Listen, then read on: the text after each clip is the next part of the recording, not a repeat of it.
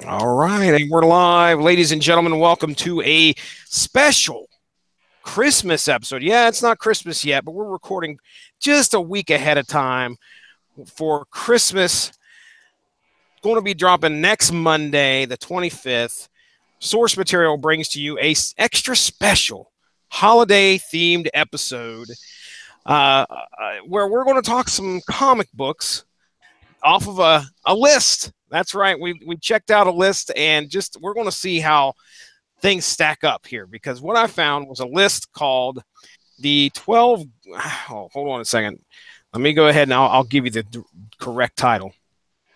It's Comics Alliance 12 Comics of Christmas, DC Comics' best holiday specials.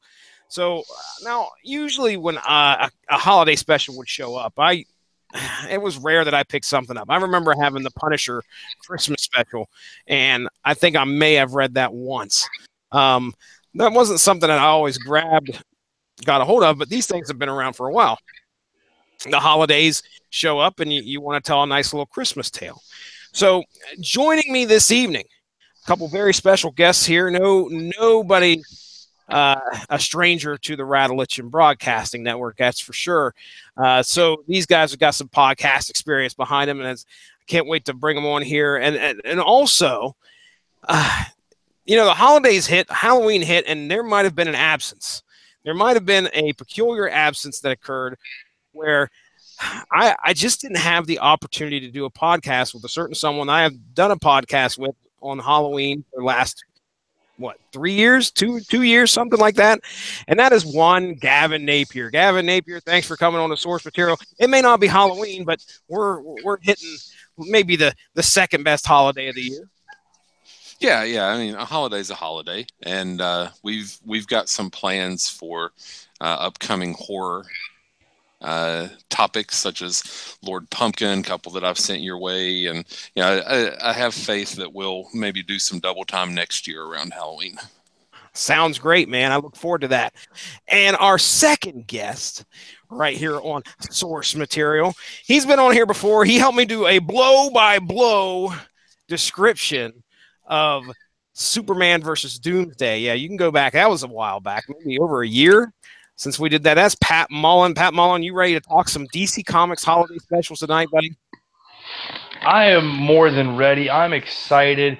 I'm the biggest Grinch in the world, but you know what? Comic books can turn my frown upside down real quick. I hear you, man. And DC Comics, I mean, that's one of the big two. So, we're all familiar with DC Comics and their superheroes. So this hit me all of a sudden out of the blue one day. I was like, you know what? I want to do. I like doing like random comic reviews. I used to do that on what was it, Periscope. I'd pull up a random comic, review it, and so I found this list about these holiday specials. 12 of them off of this list, and so the main thing I had to do is, number one, make sure we had access to them. And unfortunately, there was only 9 that really we could get our hands on, because I did a check on on all 12. 3 of them I came up short, didn't have easy access to. So that makes it easy. We got 3 people on this podcast. We'll do a division of 3, and I gave each one of these guys 3 comics. Now we divided up randomly, so we saw the list, but I was the guy that held the key as to who gets what issue. And I just made these guys pick a number. They picked a number, and then I told them which one they got. Now, we're not going to break down these issues, every single one of these issues. No, that doesn't the way we're going to do it. That's more than welcome. We'll give a short description of the ones that we liked, if you want to. If you guys want to give your best short summary of the ones that didn't make the top of the list. So in other words, here's what I'm trying to say. We each picked one of those 3 to bring to the table to be like, okay, check this one out. If you have the opportunity, maybe this is the one you want to check out. Hopefully something like that struck a chord. It may not have. There's a very good possibility that all 3 were trashed, because I have no idea which ones got which and what the quality of these anyway. I'm not a big DC reader, but hey, we know who the Flash is. We know who Superman is. We know who Batman is. Even some of the side characters like Plastic Man, things like that.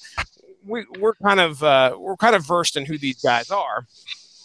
So that's going to be the focus of tonight. But before we get into all that, we did have one other DC comic that I want to talk about that we all were, at least Pat Mullen brought to the table and said, have you checked this out? And that is Lobo's. Now, hold on a second. I got to make sure I get the title correct because it's like something paramilitary. Lobo. Hold on. Lobo Paramilitary Christmas Special. Pat, now why in the world? Why this one? I got this comic probably back around sometime in 96 or 97 randomly in just a random gaggle of issues that I had. And I don't know where this idea came from or whatever, but whenever I'm told about a Christmas issue of a comic, this is the one that comes to mind. And it's just so ridiculous, so great, so out of place that you can't really describe it accurately unless you read it or see the fan-made movie that was made out of it. Dude, explain that one. You said somebody got the money together and actually made a movie of this one shot. I think this is a one shot. There certainly isn't a number 2 to this. This is all one shot contained story. And man, you said the movie's great, right? It was a student film made for somebody's senior thesis that they put together on a budget of $2,500 and actually got Andrew Bryniarski, who a lot of people will know from movies like either The Program, he plays Leatherface in the new Texas Chainsaw Massacre. He's in Any Given Sunday. He's a big, generic, jacked-up guy, and he plays Lobo. And the makeup is fantastic. Oh, awesome. And it basically captures the issue really well in terms of like just the ridiculous nature of it, the parody nature, the bloodshed. Yeah, it was all in one, pretty fun. Okay. Gavin, Lobo, you got any preconceived notions? You ever read much of this guy? Yeah, I actually like Lobo a lot. He was originally pitched as something of a parody of how violent and over-the-top comics were becoming, and because of that nature, Lobo could be very entertaining. He could be very funny at times. The problem is with Lobo came when people tried to write him seriously and treat him as a serious comic book character. He is well established as a very powerful figure, and I guess by the nature of the fact that he's a bounty hunter, I guess he's technically a villain. But if you compare Lobo and his origin to some different characters throughout all of comics, you'll notice that he's taking jabs at several different icons in the Marvel universe. 2 in particular. One, when you look at his appearance, his physical appearance with the wild hair and the black around the eyes, and the fact that he refers to himself as the main man. He's this cigar chomping, bike riding guy. He's poking a little bit of fun there at Wolverine. Mm-hmm. But you also look at his origin, which I don't know how familiar you are with Lobo's origin, but essentially he killed everyone on his planet, including all of the gods and all of the angels that they worshipped, which is a ridiculous parody of the origin of Thanos.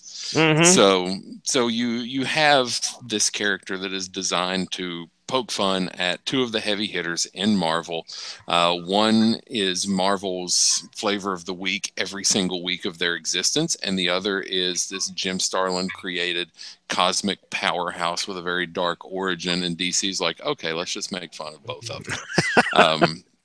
So you have Lobo, and he has made friends with dolphins. He has gone toe-to-toe with Superman.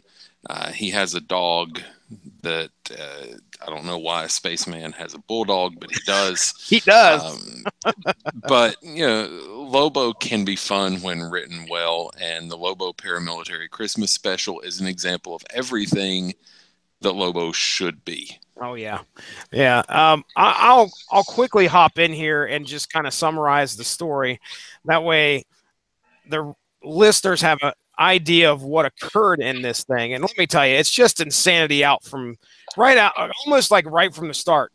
When there's this couple who they're worried as the husband has lost his job right before Christmas, and the problem is that they don't have gifts for their children.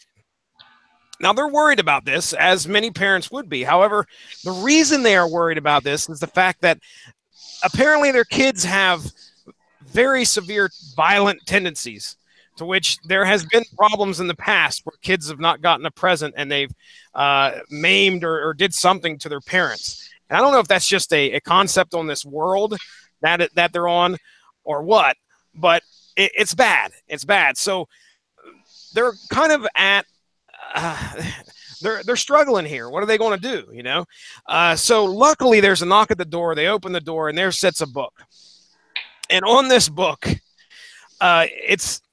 it tells this tale that would hopefully, if they could tell this tale to the kids, it might put them on the right path, straighten them out a little bit, so they don't unleash their wrath upon their parents when there's no gifts under the tree.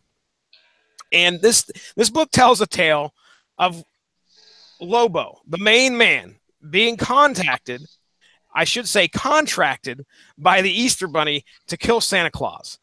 Now, yeah, that's right. So the Santa Claus in this book is not the Jolly Santa that we all know and love here on Earth. No, this is I think it's Crusher Kringle, who keeps his elves working tirelessly like slaves, and makes sure to keep a positive public image by the once-a-year charity dump that he does that's considered Christmas. Now, Lobo, on his way to kill, he accepts the contract, and he's on his way to kill Santa, has to make his way through some elves, and you think that's going to be a battle there. That's not the case. When they all show up with guns pointed at the main man himself, and it turns out they're just pop guns.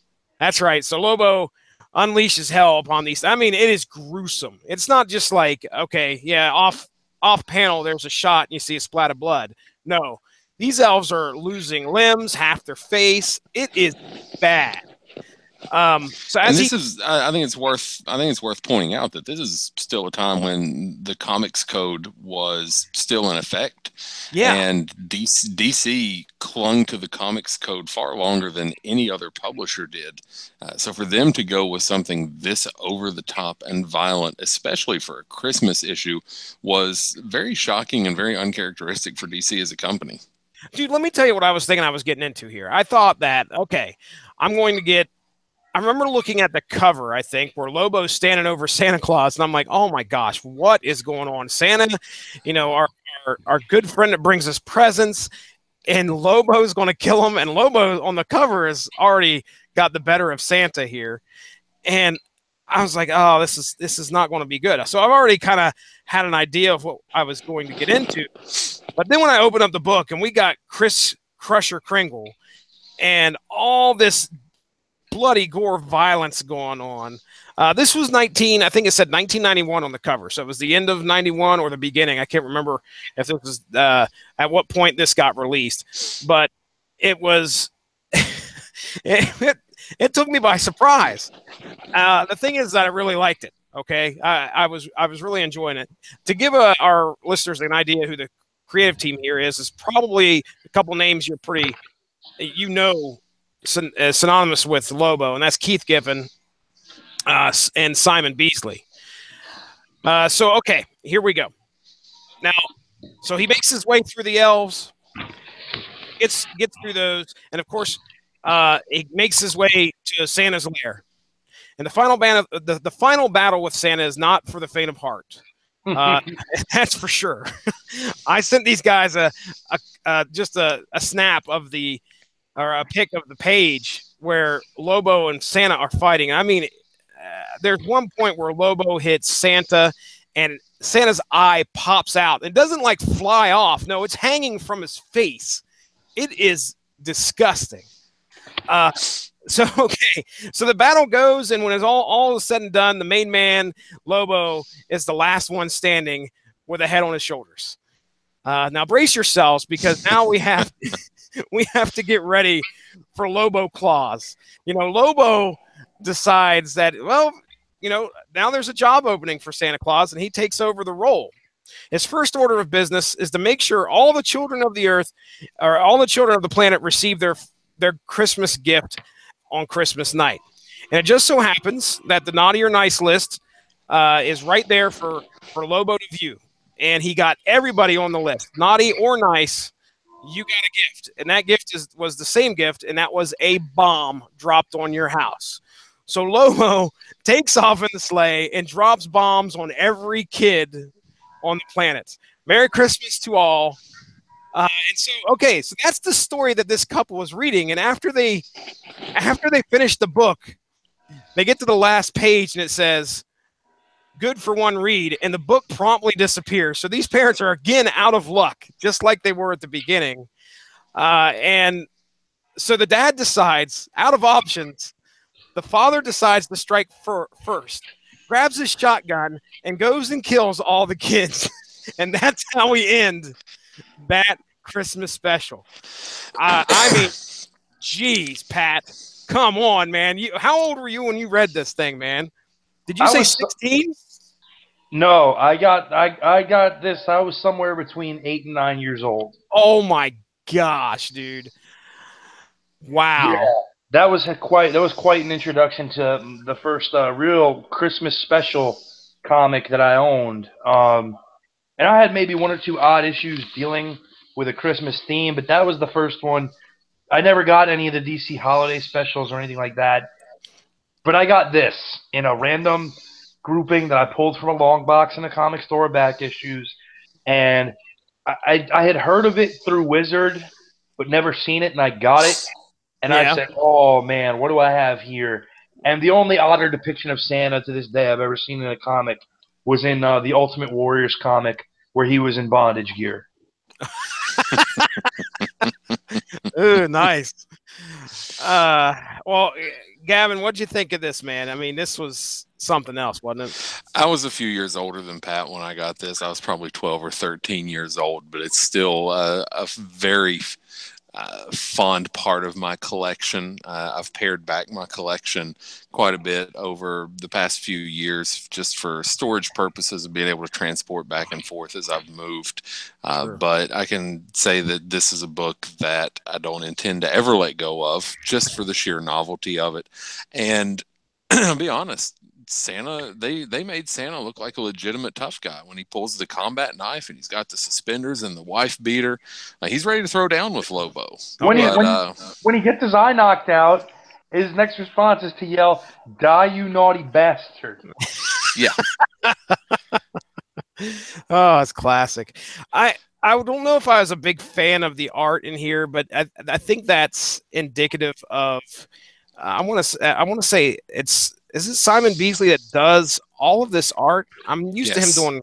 Okay, I don't know if I was the biggest fan of that, but regardless, I think this is one of those tales where I'm completely. I don't care. This is a fun story to read. I think certain artists fit with certain characters. I think John Romita Jr. is a good example of that. John Romita Jr. drawing Superman or Captain America or Iron Man, it does nothing for me. Mm-hmm. John Romita Jr. drawing Spider-Man, I think fits and looks great. I think that Simon Beasley's sort of the same way. I don't want Simon Beasley drawing Booster Gold or the Incredible Hulk. But I think his very frenetic and exaggerated art style works with Lobo because of what Lobo is. Yeah. You got any comments on the art there, Pat? It's definitely a well-drawn book. I think it was J.M. DeMatteis who I was used to seeing Lobo drawn by more often than not. I could be wrong. But this, when I first saw it, This had some great visuals to it. Very, very rigid, tight lines, which were good for the narrative in place. Um, Gavin brought up the example of John Romita Jr., whose art is not for every character, nor is it for every reader, but I happen to enjoy it quite a bit. This was a case of a particular artist pairing with someone perfectly. Yeah.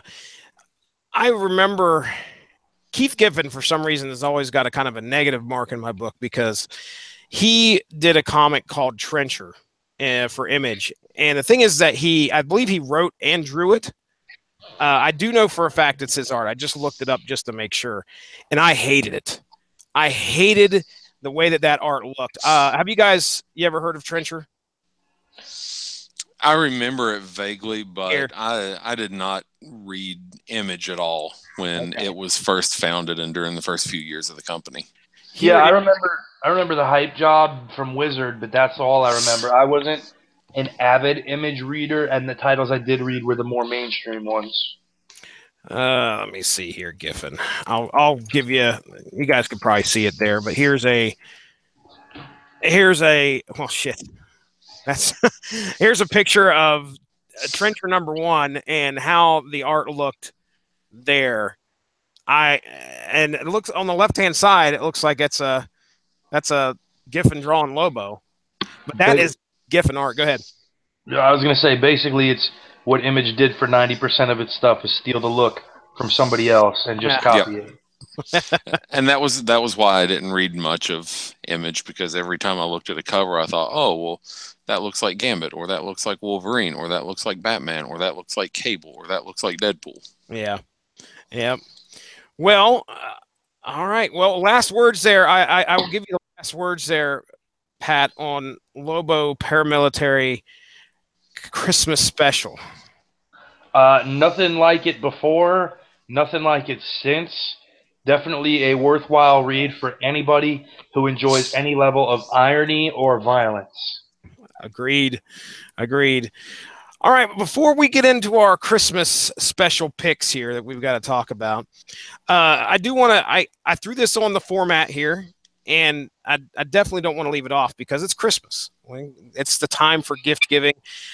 Did you guys? We'll start with you, Gavin. Do you have any memories of any comic book related Christmas, Christmassy gifts or things that you gave? Anything that ties those two together? Actually, a couple. Probably in my teenage to adult years, the most memorable comic book type gift that I got for Christmas, I got a Sega Saturn with one of the games that I received with the Sega Saturn was Scud the Disposable Assassin. And if you've never read Scud the Disposable Assassin, it's a very tongue-in-cheek independent book from the 90s, and it's a lot of fun. The game probably isn't nearly as good as I remember it, but I was completely enthralled with the Sega Saturn, and I loved every game that I had for it. So that sticks out to me a great deal. But in terms of more mainstream comic book gifts, I remember a Christmas in particular. I was probably 5 or 6 years old. It was one of the big family Christmases at my grandmother's house. And when I woke up on Christmas morning, Santa had left me pretty much the entire line of the Secret Wars figures, every figure, every vehicle, every play set. And I remember breaking out the Doom Roller and letting it just tear across the living room and putting together the little triple platform Captain America play set. It was one of the better Christmases as far as toys went. And I still remember very vividly opening all that up and having just an incredible time. Nice. Now the sad question. Okay. Do you still have those figures and vehicles?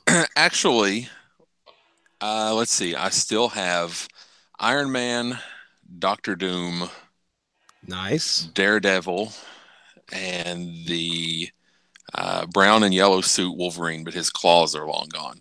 Oh yeah. I think. Well, they were attachable, right? Like that's what the Yes. gimmick was. Yes. Yes. You could pop them on and off. So the claws are long gone.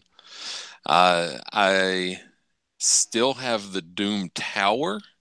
I still have the Doom Roller, but it no longer rolls because the battery compartment ended up getting corroded and no longer a good connection there. But it still looks cool to display. So I probably have more of that than I deserve, but I don't have as much of it as I would like. I've got to see what this Doom Tower looks like. Oh my gosh, dude! It was incredible. Dude, it had an elevator. It had a cage. It had like a little throne room for Doom to surveil everything. It was just a fantastic playset. I'm looking at that right now. Pat, you ever get any of the Secret Wars toys? Was that anything that you ever? I had one because it was very rare and I wanted it, and that was Baron Zemo. Oh wow! Now you said very rare. Was this rare because you couldn't find it in shops, or was this rare like way after when things started to become like on eBay and stuff? To my understanding, both actually. I mean, I got the Baron Zemo toy in 1995. I want to say, but when the Secret Wars figures were released, the Baron Zemo one was not one of the wider released ones. I think Baron Zemo and Kang, if I'm not mistaken, were the two hardest to find. Yeah. I can tell you, I'm looking at a picture. I don't know if you guys can see this picture right now, but there's, I've never seen, I don't know who the blue and white figure behind Wolverine is. I don't know if you guys can see it or not. There's Baron Zemo up there. There's a blue. Open that up a little bit. I don't know if that's a, he looks like he's got a ski mask on almost. He's blue, white, and he's got red on him. That doesn't even look like a superhero. That's almost like a custom figure or something. That's weird looking. I can see Falcon, and I think that's Falcon in the back there behind Iron Man. Baron Zemo up there. We got Captain America, Magneto, Doc Ock, Doctor Doom, Daredevil, Black Costume Spider-Man, Hobgoblin, and then regular costume Spider-Man.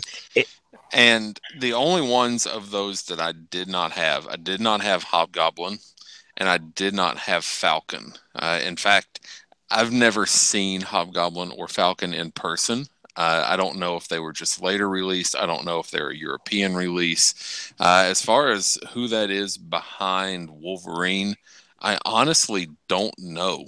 I've never seen any. I've never seen a superhero like that. I mean, right above that we have, like on this picture, those are all superheroes I can mention. There's Kang. Yeah, I have no clue. Well, yeah, I think the Constrictor was the only European release figure. I don't know what he looks like. Does he have white in his costume? No, he has navy blue and orange mostly. Okay. Yes. Yeah. So hold on. I'll see if I can figure that out. Okay. What Colton?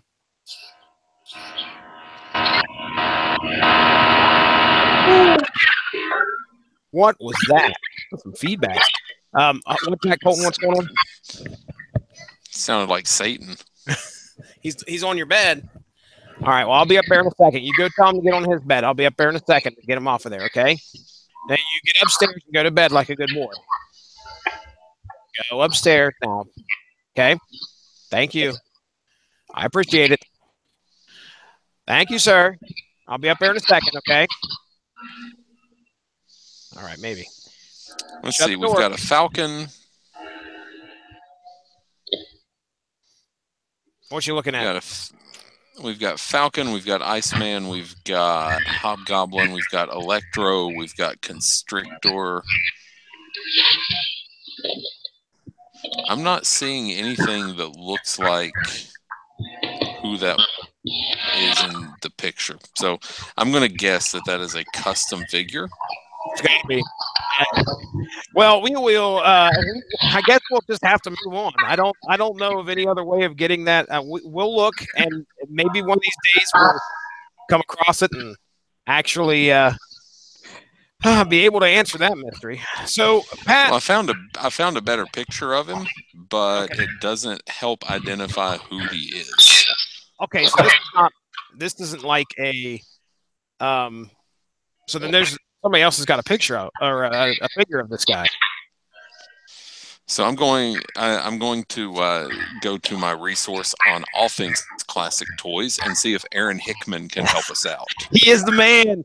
Aaron was actually a guest on this show last Christmas. We talked some wish books, if I remember correctly. We actually did a YouTube video on wish books. One of the most viewed YouTube videos. I don't do this stuff for YouTube at all, but that one went over pretty well. Aaron Hickman's the man. He knows if he don't know, he knows somebody that does. Right. That's a good thing. So, all right, let's move it on over to Pat. Pat Mullen, man, give us some comic book Christmas memories if you got it. On Christmas of 1990, DC had just launched their second toy line after the Superpowers toy line. The Superpowers toy line was a lot of figures that you would either squeeze or whatever, and they could do a motion. Yeah. Yeah. And those were great. Those were released in conjunction with the series, the animated series at the time. Well, they did a new Superpowers collection in 1990 to combat Marvel's Toy Biz run. So I wound up getting a lot of the DC figures in that collection that year. I got a Flash that came with what was called the Turbo Pad that you could rear back and basically simulate him running on. And in addition, you could wind up a lever on his back and it would make his arms pump. Green Lantern came with a ring that had a squirt back to it where you could simulate that he was shooting a beam with his power ring. Joker had a very similar deal with a custom flower that squirted. So a lot of those toys I got that Christmas, which was really cool. Did you happen to get the really cool Mr. Freeze that changed colors in the freezer? I did actually, believe it or not. It would just change colors, like from like white to blue or something. Yep. Yes. But it was a really well made figure. A lot of detail. Probably the most detailed figure in that line, and was a really good looking figure. It was. It had really good articulation on the arms and legs. It was awesome for the time. But yeah, I got a lot of those toys. That was the big score of that year's Christmas. And the following year, it was answered back by Toy Biz's X-Men line, the initial launch of that. So I had some of the classics in that were a Juggernaut figure that basically had skates that would simulate him coming forward and being unstoppable. That's awesome. A Wolverine with a removable mask, and in addition, levers underneath his arms so that you could retract and put out his claws. Cool. Very cool. Well, I honestly have a hard time going through, man, let's see, 30, going to be 40 next year. So it's hard to think of a lot of memories that deal with comic books and Christmas at the same time. I can tell you one thing. It was the early to mid 90s. Speaking of Image, I was a big Image fan, and I wanted to get my hands on whatever I could. I loved just about anything that was coming out, especially like any of the newer stuff. Well, I should say newer stuff, but a lot of the #1 issues. Like there was Savage Dragon. I had to get #1 and keep collecting to that. I always wanted to get those #1 issues, and I can remember going to it was either Hills or Kmart. It might have even been Kmart, and they had a set of the first series of Brigade, which is the first volume. I think it was issues 1 through 4. And my stepmom was asking me what I wanted for Christmas. I was like, I want that. If I can get that, I will be perfectly happy with whatever else you get me. But I would love to get that set. And that is the one thing the one set of comics that I got that I've kept to this day. It doesn't hold a lot of, hold some sentiment to me, but Brigade wasn't the greatest, ladies and gentlemen, just to throw that out there. After I got it, I was like, okay, well, this goes back in the plastic. Jesse, if I can interrupt you real quick. Absolutely. It took Aaron 3 minutes to respond. Not surprised. He said that it's one of the Gulliver figures because the molds for the Secret Wars figures were used in a lot of other countries because they were cheap and easy to reproduce. So you basically had the same molds over and over that could just be quickly repainted for figures in countries like Brazil and things like that. And that's apparently what that is, that it's not actually a licensed Marvel character. Okay. All right. Well, that makes a lot more sense because I was stumped. I knew we could rely on Aaron to come back with something. That's good. Good deal. If you need to know something about toys, Aaron Hickman is without a doubt the guy. That's right. That's right. Here recently, though, I thought it was pretty neat. My back to the Christmas gifts here. My son, I was just talking about how we had this Christmas party here. Last night. And all these gifts were being bandied about. All the, it was most of my in-laws, and it's not like they drop a whole lot of money during Christmas. They just bought for the kids, which is cool. And I was expecting, some good, $5 pop guns or something like that. And I get to taking Caleb's bag of toys back to his bedroom. And I'm looking through it, and I see this package. And I pull out this package, and it is 10 DC Comics. I don't know where she got these from. It's just 10 random DC Comics from like mid 2000s up to recently. I think there was even some Rebirth stuff in there. Certainly not like in any order. They were just straight up issue 9 of whatever this was and issue 12, 16. But still, it was 10 comics. And I was like, man, back when I was a kid, I would have loved to have got something like that. And Caleb looks at me and goes, I don't really read comics. I was like, well, you're going to start. I think it's about time it's about time you start reading. But anyway, so I can tell you that I have gotten some gift certificates to the local brick and mortar. So ladies and gentlemen, that's my plug for this evening. If you know somebody that digs comics, get them a gift certificate if you can to their local brick and mortar store. Support them as much as possible. So Colton has re-arrived. What now, Colton? You got your Captain America shield. You got your nunchucks. Why aren't you asleep? Daddy, what is it? Tell me. Okay, stay right there. Let me go to this next topic. What? Okay, we'll get you some pants here in just a second. We're going to go to the next topic. I'm going to let these guys banter about, and then I'll come up there. I will put some pants on you, and then you will go to bed. Clear? Clear. All right, here we go. So next topic. Our next topic, we're getting into it now. It's going to be the Christmas specials. We're going to start. I want to start with Gavin. Gavin, you have, like I said, we haven't had the opportunity to do one for Halloween, so I'm going to give you the first go here on Christmas to kind of give us an idea of the comics that I guess you randomly received that we've got to cover here. These are all holiday specials, I believe, or somewhat related to Christmas in some way, shape, or form. So you got 3 of them. If you want to give us a breakdown of the 2 that you weren't the greatest and the one you like the best, however you want to do it, I'm going to turn you loose. I will be back in 5 minutes. Any questions before you start? Or are you ready to take over? I think I'm ready to take over. I'm going to send a couple of pictures to you from Facebook that show the Gulliver play sets and some of the other figures that they released using the molds, because they're pretty interesting. As I've been looking at them, there's some actually interesting stuff here that I just may and see if I can track these down and waste some money. It's so funny because when we did the podcast last year, when we started going through those wish books, Aaron Hickman found something he didn't have. And he was like, well, I guess I have a new mission. So it seems to be a Christmas tradition right here on Source Material. All right. Well, when you see the Spider-Man version of Castle Grayskull and this incredible Doctor Doom playset, I think you're going to be very envious. Oh, my goodness. All right. Yeah, I'm going to turn it over to you, Gavin. I will be back. I'll message you guys when I get back. I'll be right back. Well, as Jesse disappears into the abyss, the 3 comics that I received by random draw were 2 Batman Christmas specials and a Justice League Christmas special.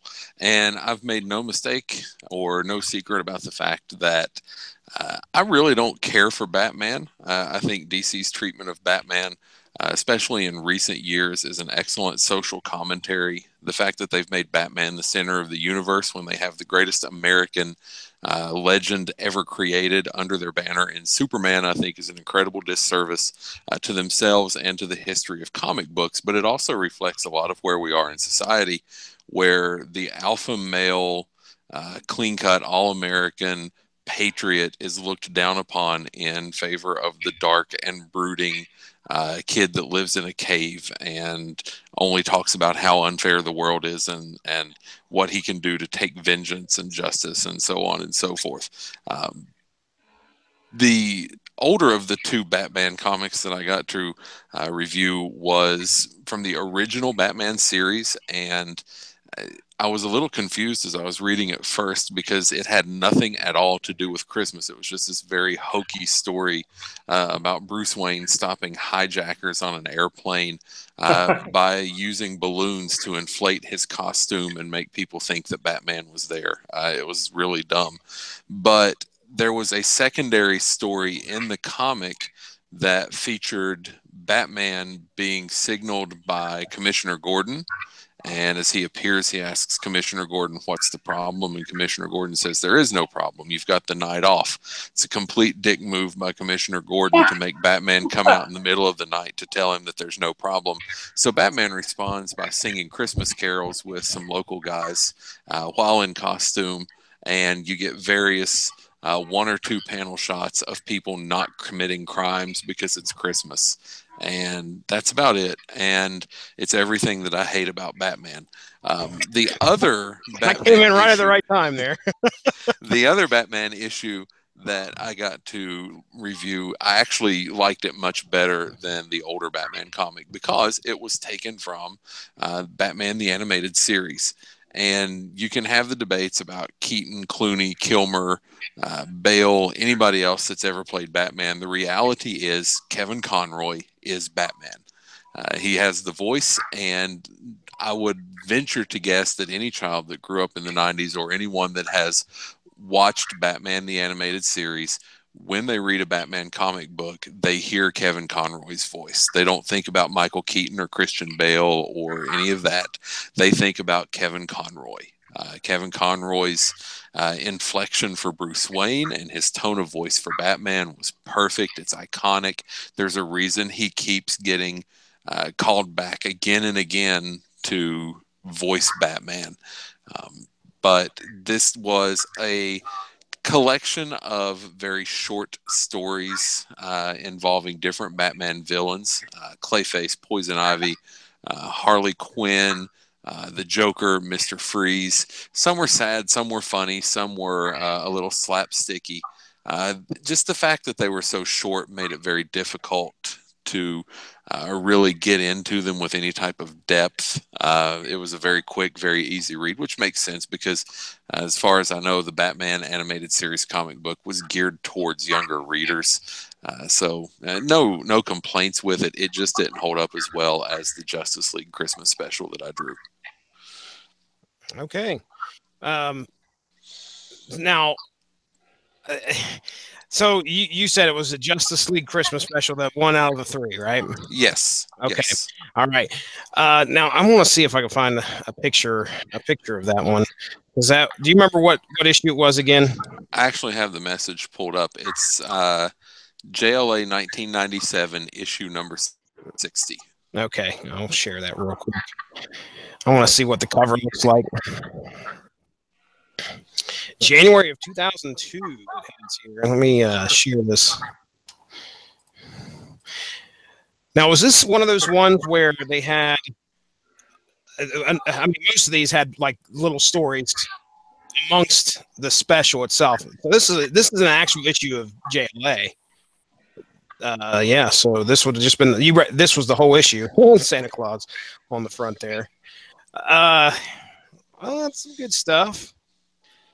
Pat, you got any comments, questions? Well, comments, questions. But I mean, yeah, you got anything for giving here? Is there anything you can play off of what he said, or we ready to go over to you next? This is some of what Gavin described is going to be par for the course with some of these stories that we break down, just to let people know. The stuff I got was a little bit different, and we'll talk about that in a minute. But I agree with him on a lot of the sentiment of Batman in terms of both the negative and positive. Realistically, Batman the Animated Series and Kevin Conroy is the definitive Batman for an entire generation. And a lot of, unfortunately, the focus that's been thrown on Batman is reflective of a very piss-poor attitude in a lot of people. Okay. All right, well, I'll go ahead and turn it over to you, Pat. I mean, you've got 3 there. I guess give us a rundown of what we gave you, and then what you liked. Yeah, the 3 issues I got were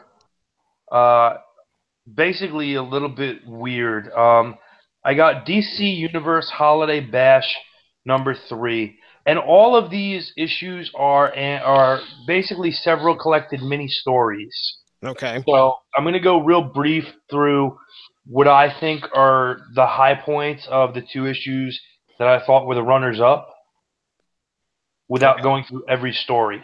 Sounds great. So DC Holiday Bash number 3, that came out in 1999.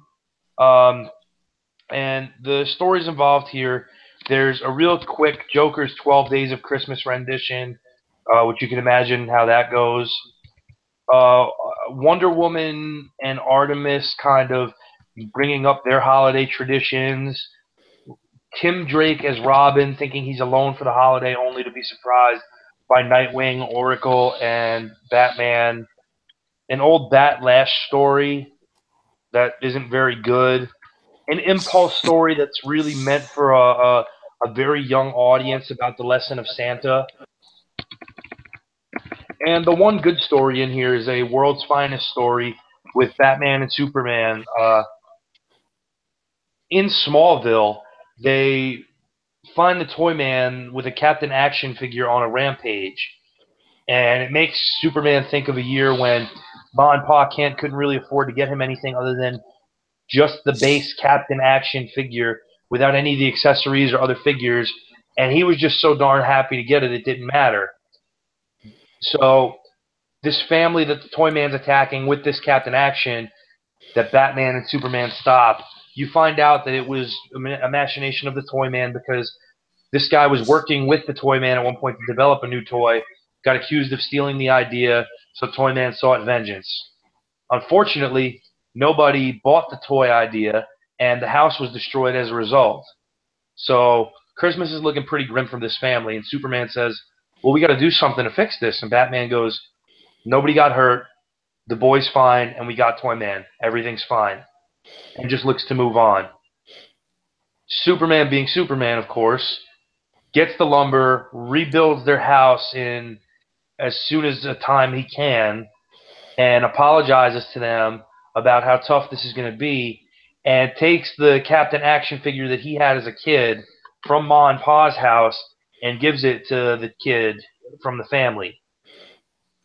Alfred, moments later, drives up and gives the family a business card from Bruce Wayne and understands that this guy has come up with this new toy idea that they want to fund and give to some needy children around the world, and drops off the newest version of Captain Action for the kid.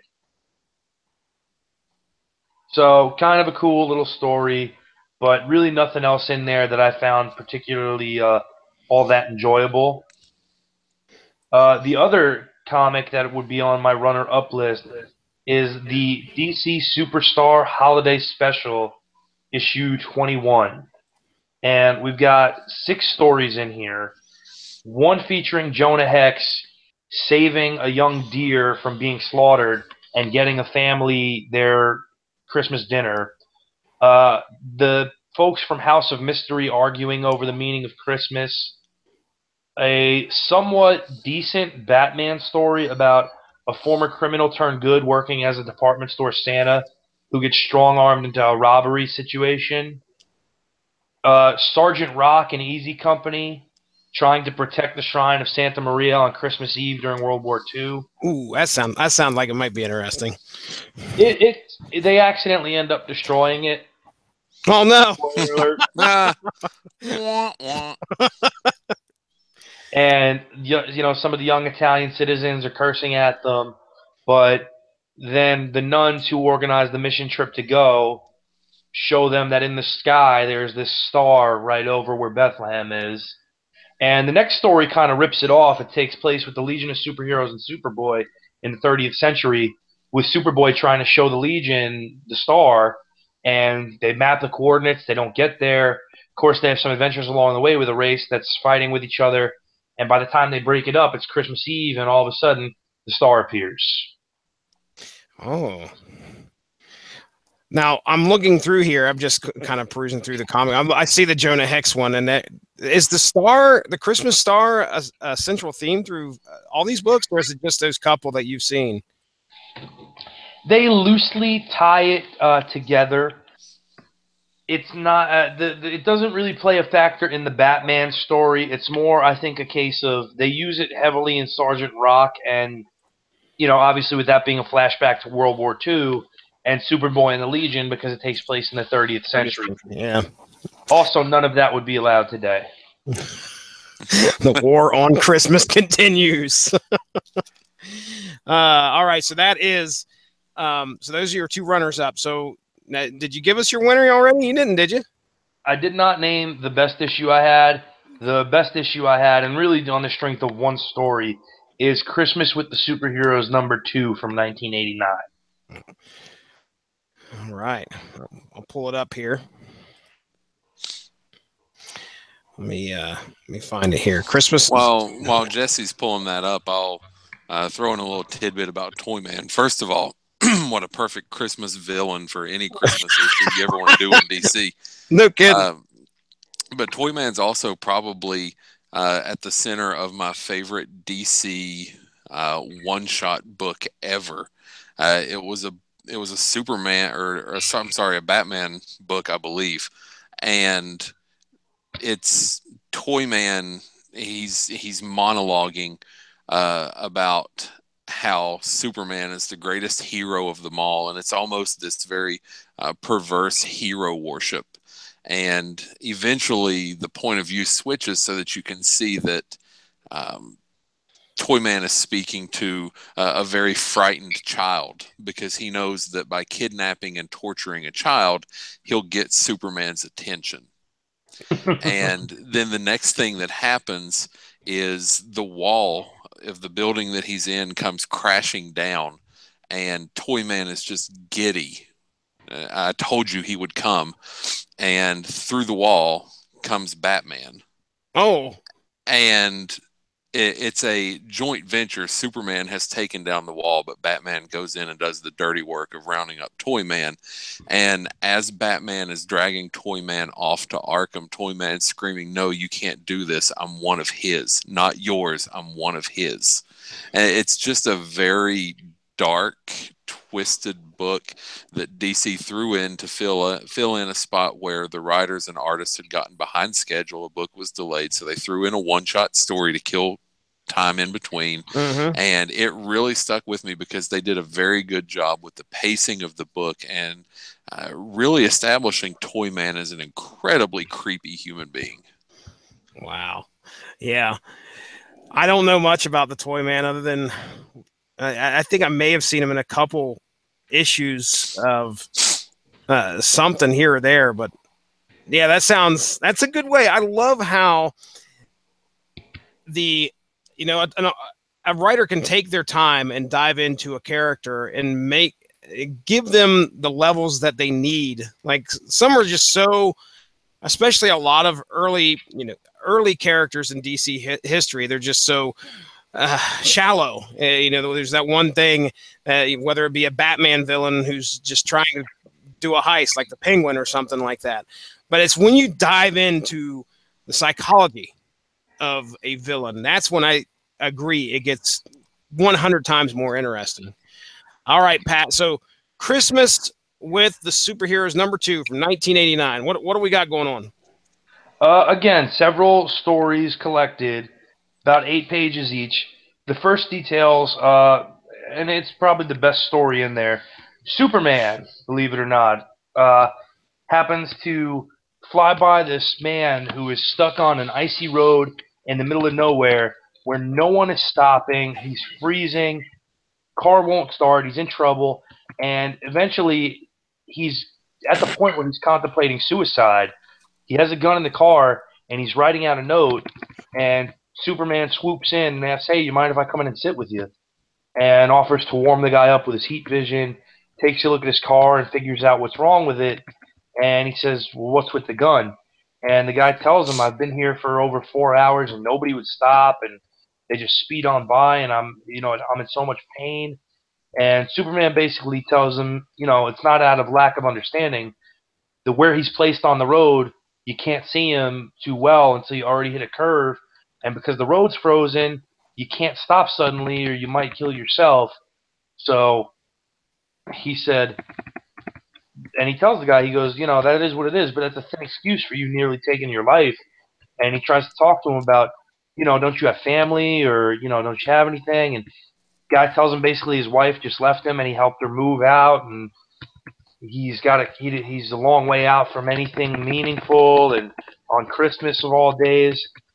So he's really, upset and just distraught. And Superman basically finds pills next and thinks the guy's going to kill himself with pills.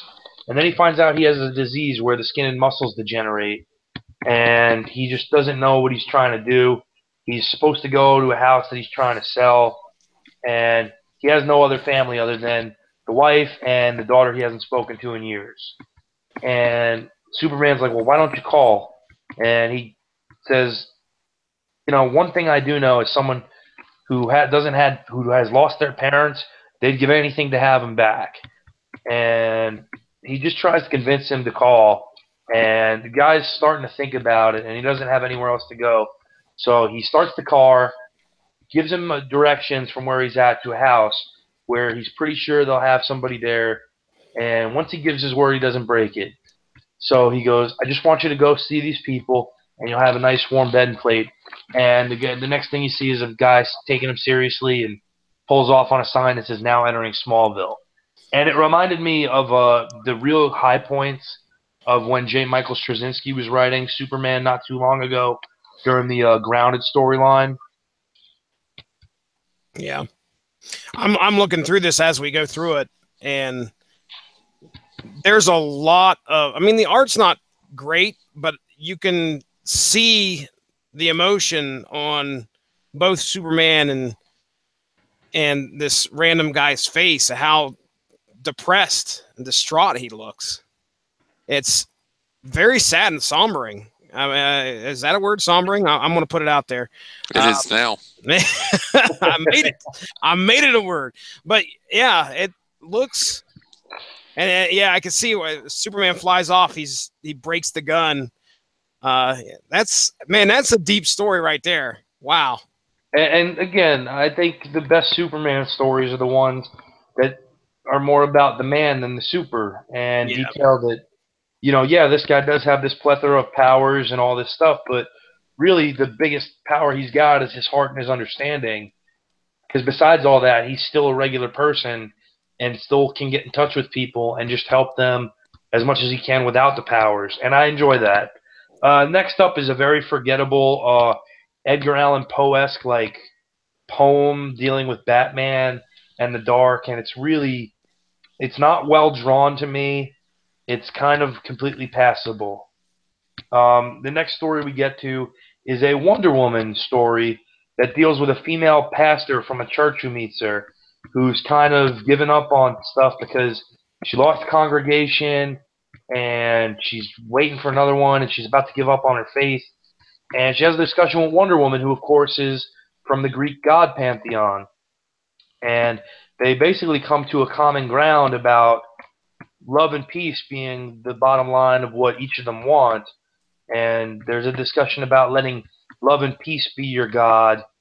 And she's going to tough it out and wait to try to find a new congregation. And if you think the Superman story is a little bit preachy, I ain't got nothing on that Wonder Woman story, which I think is really worth skipping. It's not well done for a message that's trying to convey itself as Christian. It doesn't really understand how Christianity works, so I would skip it. The second awesome story in this book has no words. Oh my goodness! It's written and penciled by the legendary John Byrne, and it features a character who's severely underappreciated named Enemy Ace, who is Hans von Hammer, who was a German pilot in World War I and II, who is an anti-hero because he has to serve his nation, but he does so against the cost of his conscience, and oftentimes helps the Allies under the guise of subterfuge. Okay. And so we have a VA hospital where you have several people who've been either shot down or injured, and the nurses are trying to help. And you see one guy with a picture of that he's drawn of Enemy Ace's plane. And another guy who is a German who lost a leg swats it away and yells at him. And they've gone 14 days without supplies until Enemy Ace drops in. And he's got bundles of supplies to give to the Allied forces and food and everything. And he sees this nurse that he's hooked up with and starts dancing. And then all of a sudden, he looks at the names of the fallen and salutes them. And a guy who's been shot down pulls a gun on him. Same guy who drew the picture, waiting for his chance. And this guy who had swatted the picture away swats the gun away. And Enemy Ace offers him a handshake, but the guy tells him just to go. And Enemy Ace flies off. And it's got no words, but the panels speak volumes. It's really, really excellent and worth checking out. The next story on our journey is a personal favorite because it involves my favorite super friendship in the DC universe, Hal Jordan and Barry Allen. And Green Lantern and Flash are on monitor duty in the Watchtower, and they basically have nothing to do, so they go down to Earth to patrol. And they run into this millionaire who is about to say screw it, close his factory, give up on everything because he thinks there's nobody with Christmas spirit. So they challenge him to be Santa Claus for a night and use his money to go through everybody and drop off presents. So with Flash using his speed and Green Lantern using his ring to make a sled, they basically turn this guy into Santa Claus.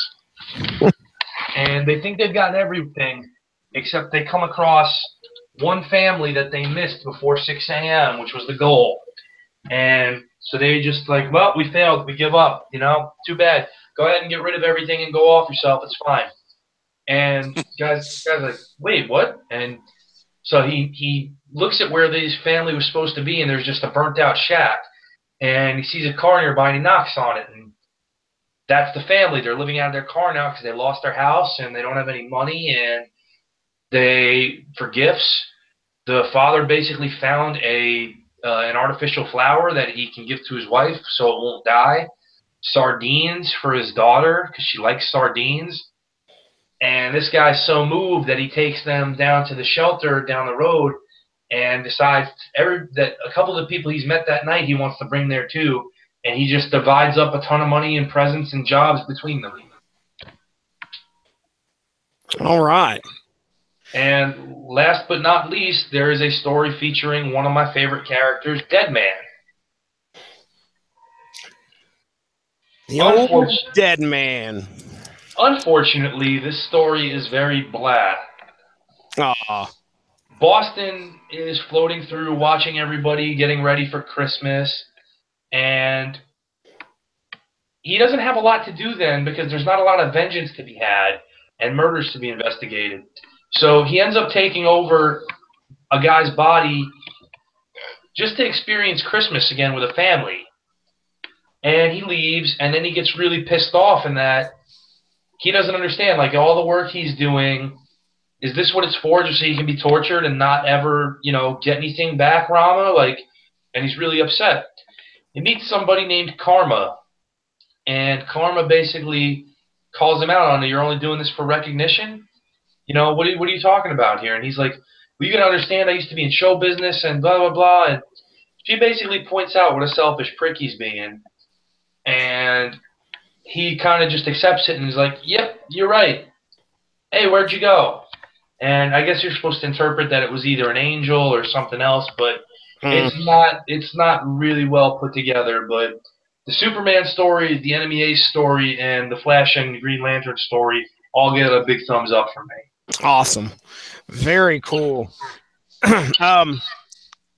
I can tell you that that Superman story, just perusing through here, I mean, I've been scrolling down through the pages as you've been talking. Superman story, that looked very moving.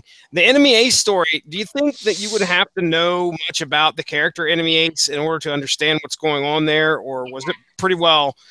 Because I just breezed right through it, but I didn't look at every panel or anything. But was it fairly easy to interpret and share that with somebody who had no idea who Enemy Ace was? If you have any understanding of World War II, or maybe even just a slight knowledge of the character. Okay. All right. Well, both you guys have gone above and beyond what you needed to do originally, and I'm perfectly happy with that. I'm glad you guys did.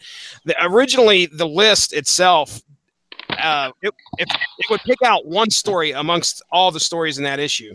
So the only expectation I had was for you guys to actually just read that one story. So I don't know if you guys were cussing me because you thought you had to read all 900 pages of these specials, because there was some of these things were pushing like 30 to 40 pages if I remember right. But regardless, I'm glad you guys took it upon yourselves and read them and brought your opinions to source material. So on my end, I guess it's going to look like I slacked off a little bit because I only covered the one story that the list had. And so I got 3 books. All right. Oh, well, excuse me, 3 stories out of these books. The first one that I'm going to talk about here is, well, I'm going to go with The Night the Mob Stole Christmas. All right. This is a Brave and the Bold issue number 148 from 1979, written by Bob Haney, not a name that I recognize, art by Joe Staton, and Jim Aparo. So this is Batman and Plastic Man teaming up, and apparently there has been a butt legging.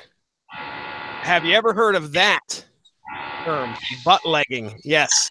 There's been a butt-legging operation running through Gotham, and it's I've also heard it's termed in this book as butt smuggling. So I just want to let you guys know that it's actually dealing with cigarettes. Okay, it's apparently if you go down below the border, you can grab cigarettes nice and cheap, and then you can slap these tax stamps on them or whatever. This is 1979, so I don't know That's what the fat guy in New York ended up dying over, because he was selling Lucy's, and yeah, he was butt legging.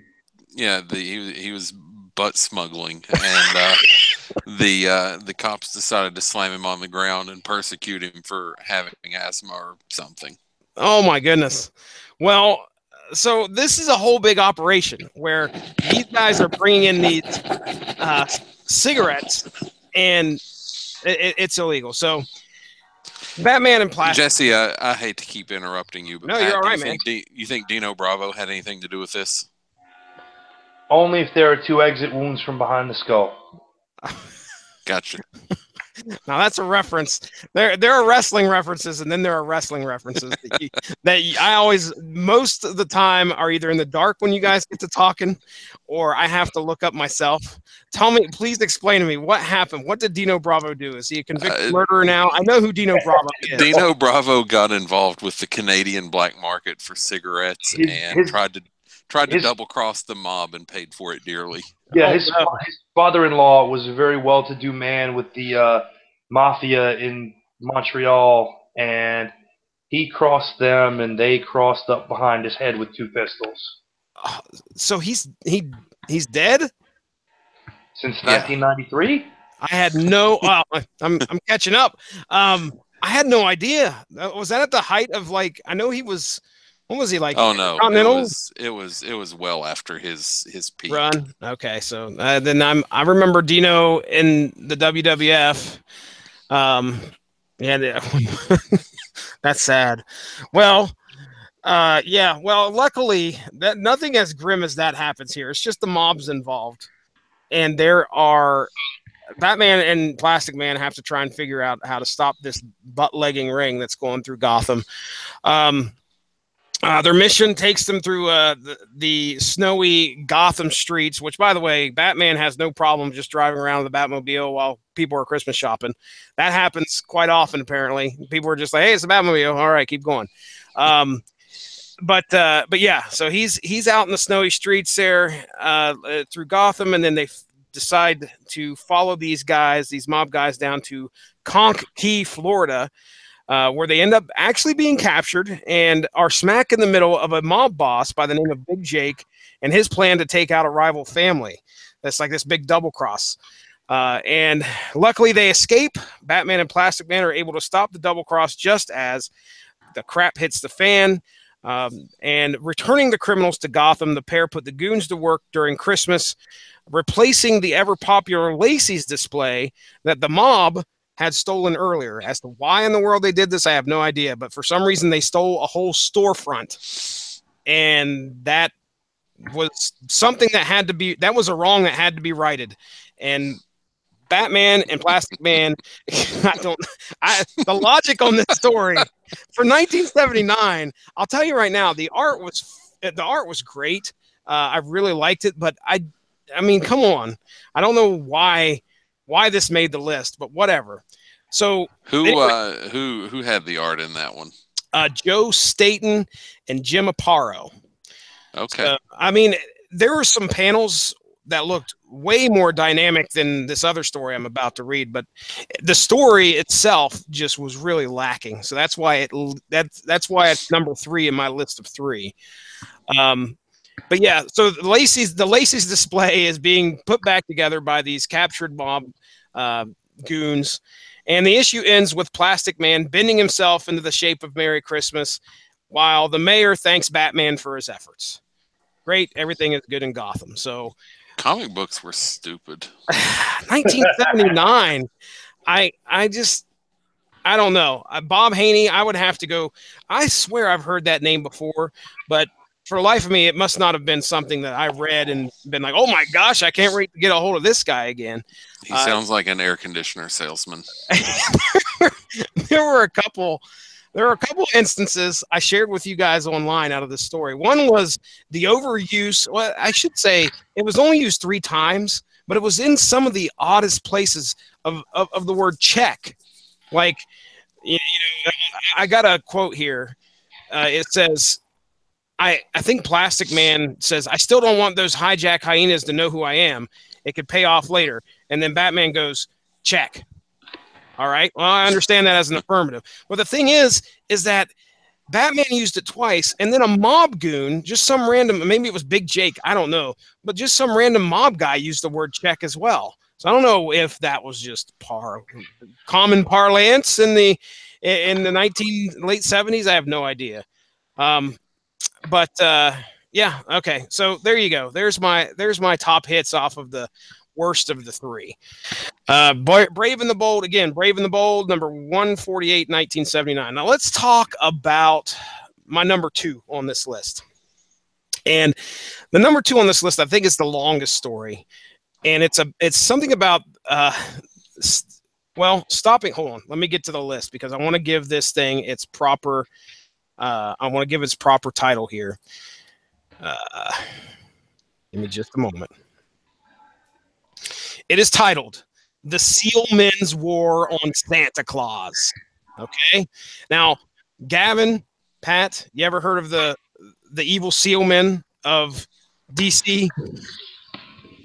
I can't say that I have. Yeah, neither could I. Pat? I must have been drunk as Cooter Brown if I ever did. And I didn't know Cooter Brown, and I never saw him that drunk. All right, then. I'll take that as a negative.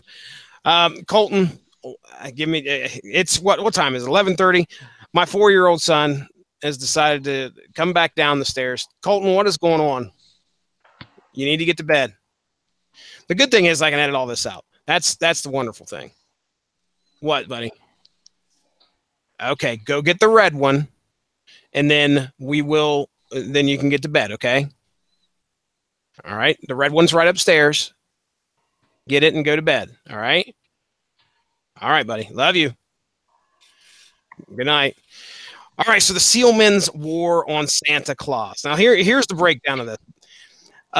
This comes out of Christmas with the Superheroes #4 from 1982. The script is by a name that I've heard of before, Michael Fleischer, and art by you heard of this name, Jack Kirby and Mike Royer. So interesting. Yeah, and there's another name you're going to hear about, which is one of the main characters' name, a name I haven't heard in a while. A young boy by the name of Jed. Yes, Jed, not that Jed, not the Casual Heroes Jed. No, this is Jed, who is a friend of the superhero by the name of Sandman. Now, Jed has been tasked by his mother to visit the wealthy Titus Gotrox and request a donation for some type of charity fund. Now, upon arriving, Jed requests the donation, but Titus refuses, and the conversation somehow turns to Jed's belief in Santa Claus.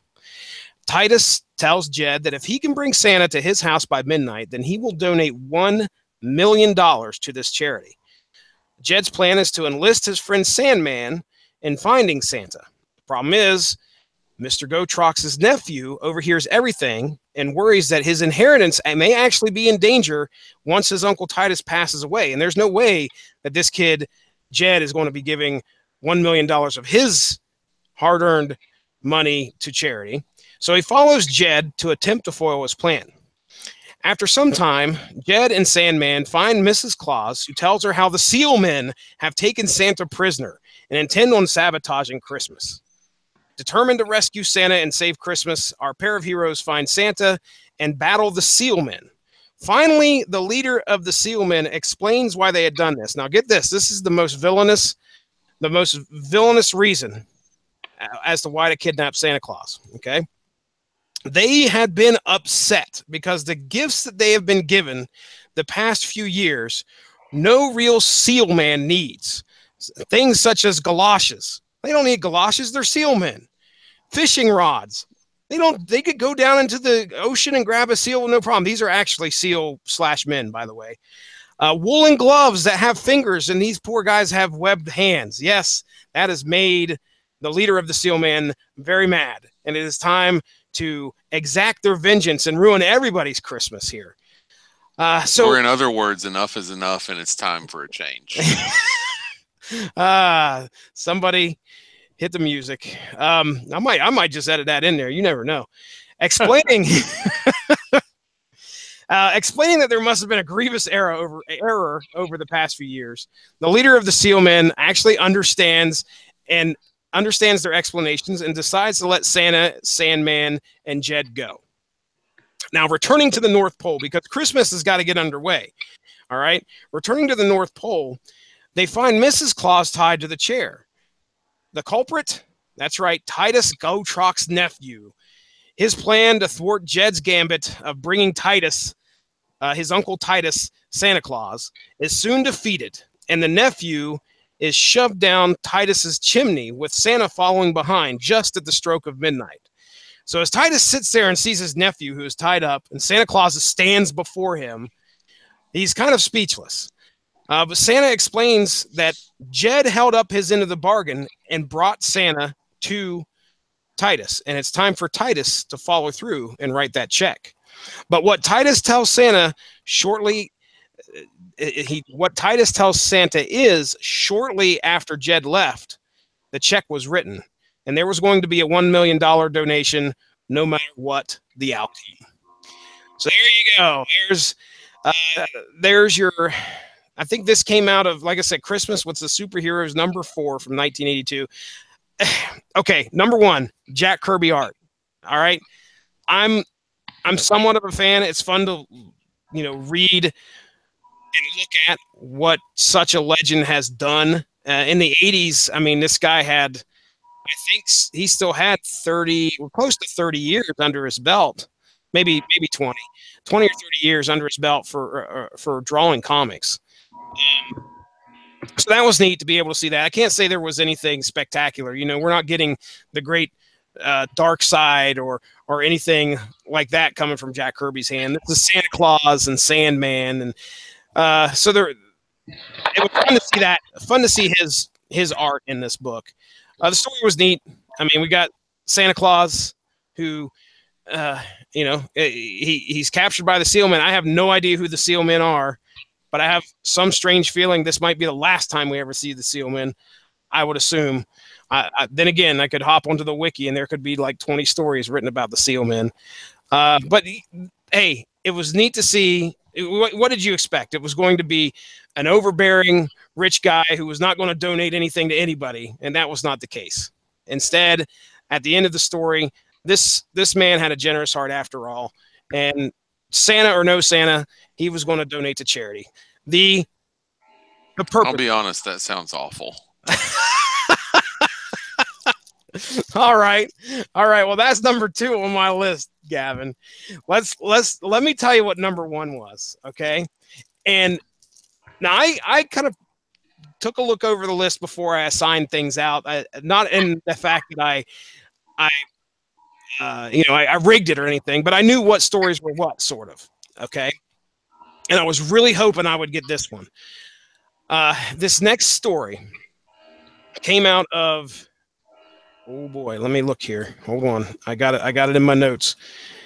This came out of DC Holiday Bash number, I'm pulling it up right now. Maybe the little Batman's running. Okay. DC Holiday Bash 1998 special. All right. This is the DC Holiday Bash 2. Now there was one story. This thing had 1, 2, 3, 4, 5, 6, 7, 8 stories in it, 8 or 9 stories in it, 47 pages. So this story was titled Present Tense. Okay. I get it. And I was all excited. I'm like, oh man, it's going to be some great time travel stuff, something like that. But what I noticed was Present Tense started on page 18 and the next story started on page 20. This story is only 2 pages long, but this was a great story. All right. Told in 2 pages. We are taken to the great, the horrible world, the terrible world of Apocalypse, where Darkseid is ruling, and the alarms are going off everywhere. Darkseid is beside himself. He's telling his minions, make sure you guys need to track this guy. He can't get in here. Do not do it. Whatever you do, this guy cannot be here. So after everybody's flipping buttons and everything, trying to put up the defenses or whatever, unfortunately, this unknown attacker makes his way into the same room that Darkseid is in, and sure enough, it's Santa Claus. So Santa Claus walks up to Darkseid, looks him in the face, and pretty much pulls out his list, and he goes, "Nope, naughty again." Gives him a lump of coal, turns around and walks away. Darkseid looks at everybody in the room and says, "Kill him." Santa, of course, runs off, and as everybody's shooting him, every year, apparently this happens. He just keeps showing up, giving Darkseid coal, and then leaving. And that was it. That was the end of the story. It's just Santa showing up and giving Darkseid his present. So I love that one. Written by, according to this, it was Ty Templeton, writer and artist. So this came out in the late 90s, 1998. One of my that definitely gets my top award of my 3. So, whew. All right. Well, I think we have covered everything that we need to here.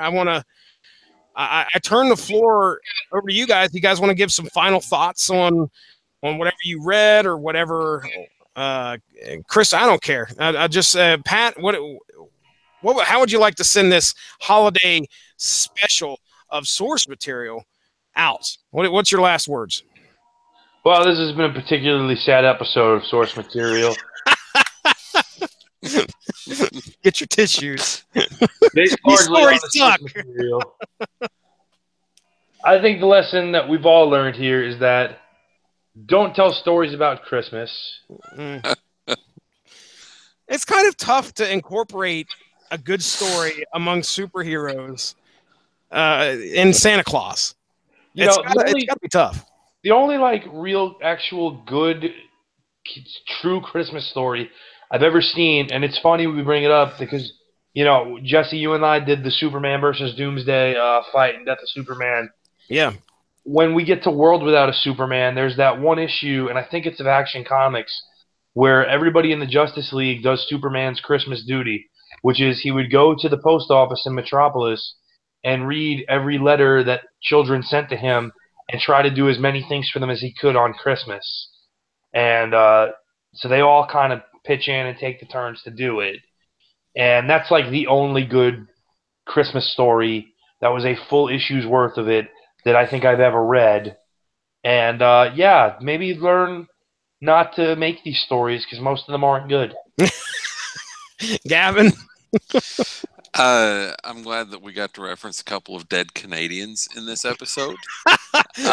Check it off the list. If you don't take anything else away from tonight's episode of Source Material, remember that butt licking or whatever they were doing in Batman will get you killed by the Canadian mob.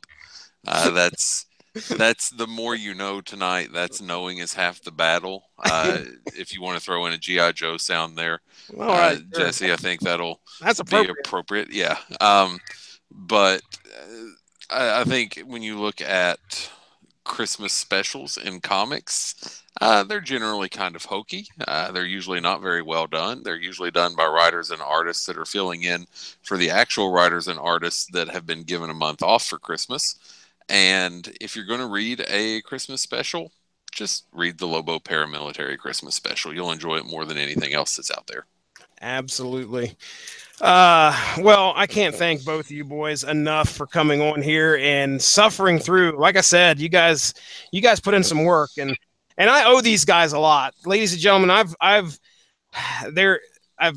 tried to have these guys on before, and then we were going to do something with the Legion that got postponed because trust me, if you guys should hear me gripe about Mark Radulich in the schedule, because that man is a scheduling fiend. We have source materials all the way out till I think mostly through 2018, because if there's a movie coming out, you can guarantee that source material is going to be on the network with something in related. So that's kind of pushed a couple things to the back burner I've wanted to do with both of these guys.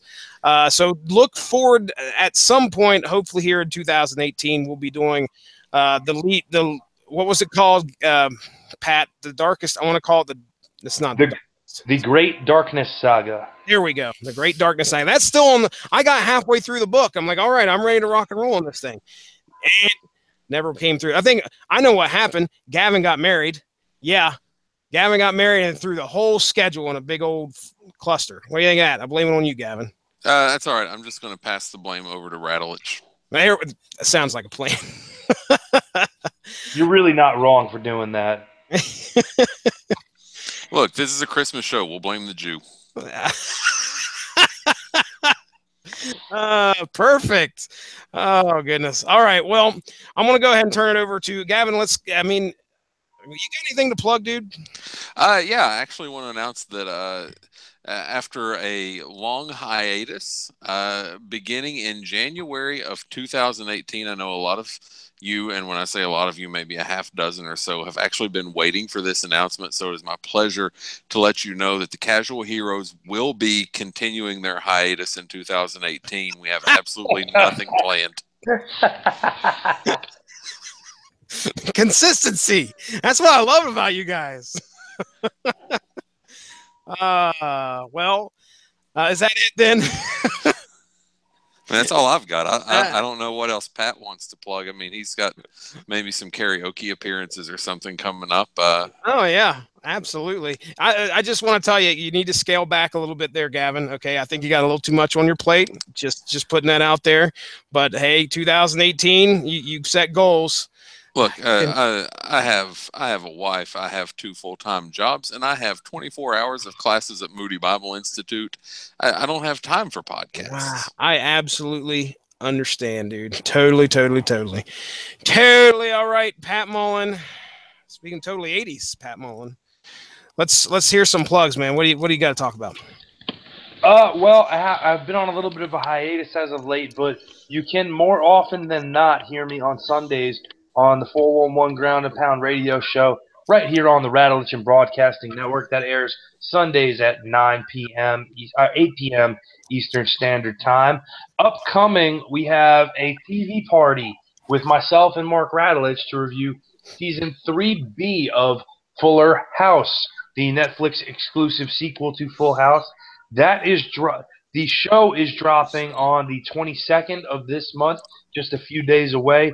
We will be recording 2 days after that, so look forward to that. In 2018, there will be more TV parties involving me.